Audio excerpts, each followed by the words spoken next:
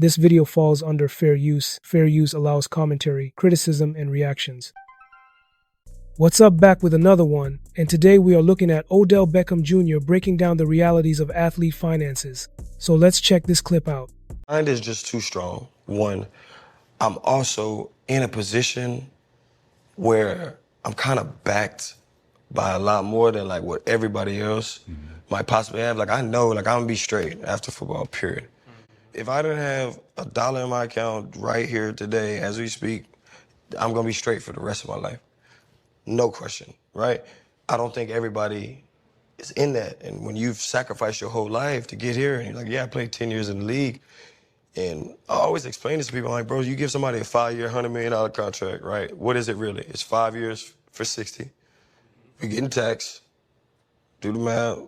That's 12 a year, you know, that you have to spend, use, save, invest, flaunt, like whatever, however, just being real. I'm gonna buy a car, I'm gonna give my mama a house, I'm gonna do, everything costs money. So if you spending $4 million a year, that's really $40 million over 5 years, 8 a year, you know? And now you start breaking down the numbers, it's like, that's a 5-year span of where you're getting $8 million. Can you make that last forever? And you always hear the people who ain't us and ain't been in the position, like, oh, well, that would last a lifetime. Yeah, this job that I sacrificed my whole life for, they are giving me that. I didn't ask for the certain dollar amount or whatever, but we weren't taught about no financial literacy and all the way. We weren't talk about it all the time. We weren't taught this skill, and it's kind of like, I'll keep this one under wraps, but I got some things in the work that, like, I'm gonna be able to, the generations that are coming up behind us, when you talk about the storm that me and like moms went through, like, I'll be able to be that for somebody else and to be able to help their family on how things are gonna go and yada, yada, yada. OBJ, I'm gonna be honest with you, bro. If you get $60 million liquid and that can't last you a lifetime, you got a problem. Well, hold on, hold on. Let's before you go on. Yeah.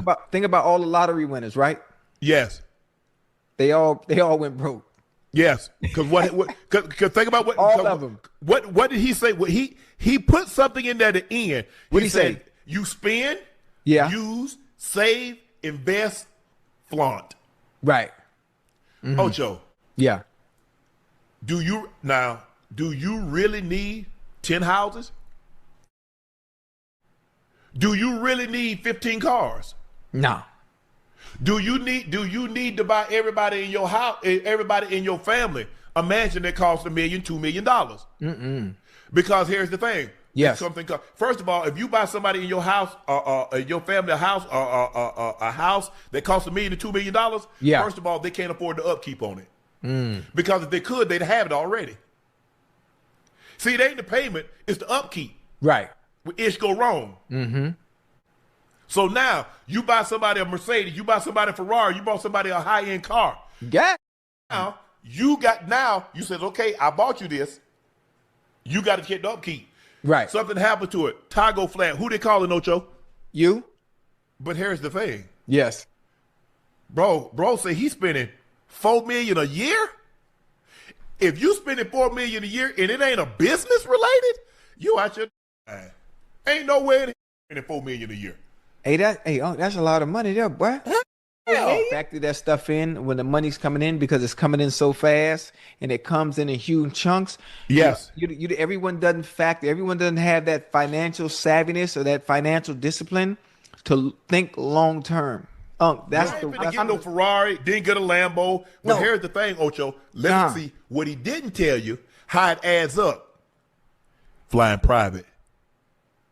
Oh yeah. Hey, Uncle, go crazy. Hold on, Uncle. Now you be flying private too. Now I done seen you with your feet kicked up eating Popeye. Uh-huh. You know. Yes. Now you see why I fly Spirit the past 20 years. Ocho, but I don't fly everywhere private. Right. I don't go overseas private. You're talking about anywhere from between 10 and 20,000 an hour. If you fly overseas, like I said, Ocho, if you got a business, you running a business. Businesses cost because you have employees. Right. You got to pay for insurance and you got to pay for 401k overhead and all that other stuff. So I understand that. But if your yearly expenses and you ain't got no business, and you spending $4 million, man, you out your, look here, you Bezos. I need to be, Ocho, for me to spend $4 million a year, I need to be making $50 million a year. Yeah. $60 million a year. Not no $60, like no $100 million contract. Right. I need to be making LeBron James type money. 120 a year. Yeah. God.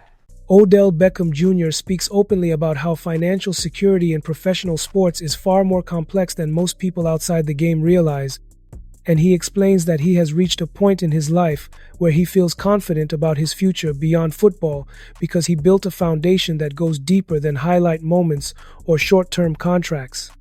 He talks about how many athletes grow up without guidance on money management, and when life changes quickly and large contracts arrive, the lack of financial education can make everything harder to maintain. Odell also points out that even a contract that looks massive from the outside becomes much smaller once taxes, personal responsibilities, supporting family, and everyday expenses are factored in. He mentions how people on the outside often assume the money lasts forever, but they are not the ones dealing with real costs, real obligations, and real pressure.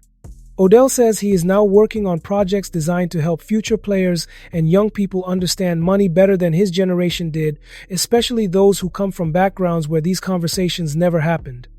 Shannon Sharpe and Chad Johnson respond by explaining that financial discipline matters just as much as income, and that many people underestimate the cost of maintaining a lifestyle filled with cars, houses, travel, and constant giving.